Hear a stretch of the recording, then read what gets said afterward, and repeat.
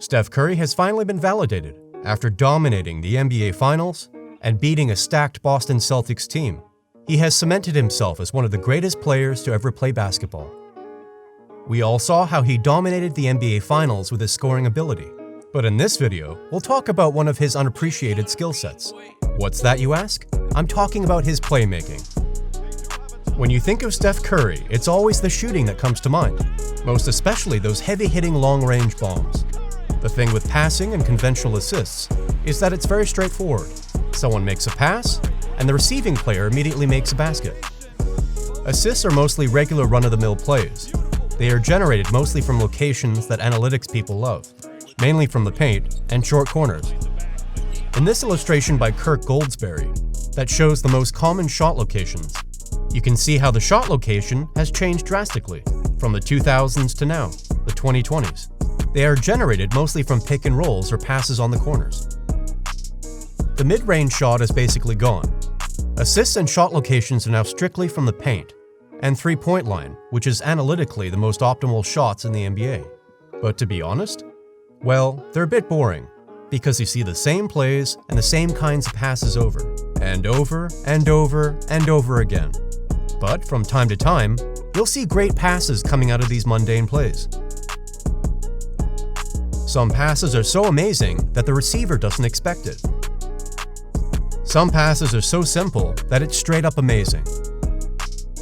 And who would forget these basic passes from Chris Bosh for the iconic Ray Allen corner three? But we're not here to talk about these players. We're here to talk about Steph Curry and his passing. Steph Curry is a highlight machine. People are mesmerized by the threes and the off-ball movement. But what they don't usually say is that Steph Curry is one hell of a passer too. Maybe not on the level of Jokic, Luka, or LeBron when it comes to raw numbers.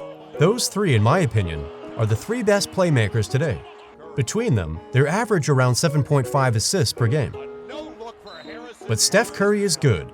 He's damn good. Looking at Curry's assist numbers, he averages 6.3 assists for his career.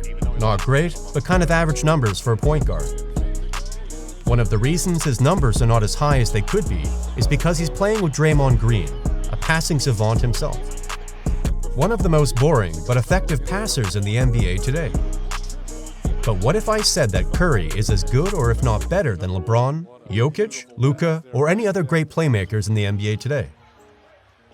I can make the case that he commands the same kind of attention as any other playmaking greats.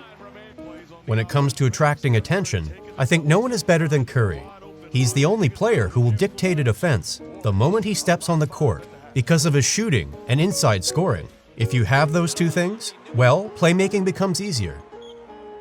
There's no area on the court where Curry isn't dangerous, and no moment where he's not a threat. Let's just use the concluded 2022 Finals as an example. In this clip, no good defender would ever leave Klay wide open, and the Celtics are the best defensive team this season.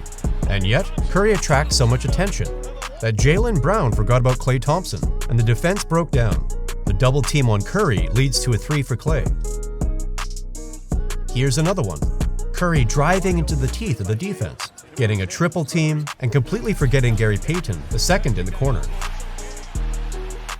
Which led to this funny contest from Daniel Tice. If 3 defenders aren't enough, how about 4? Curry sucks in 4 defenders, which leads to an open loony dunk.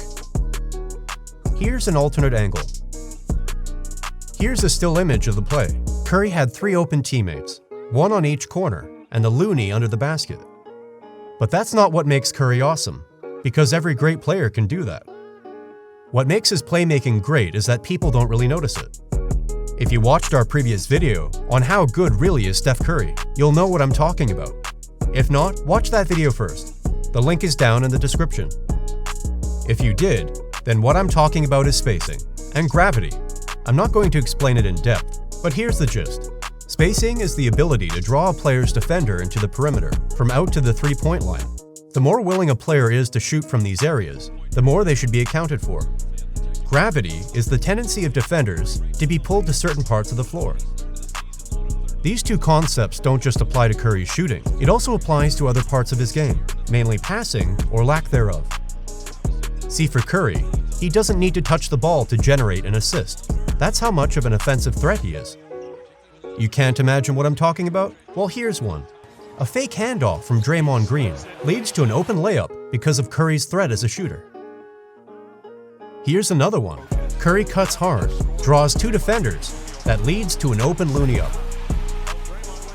Those points were not tallied as assists to Curry, but it's as clear as day that he was the main reason those points were scored. Opponents are so scared of Curry's threat as a shooter that it always leaves his teammates with the most open looks that can basically be called practice shots. Do you imagine it now? Cool, right? He's using the attention against him to open up things for his teammates, even without being directly involved in the offense.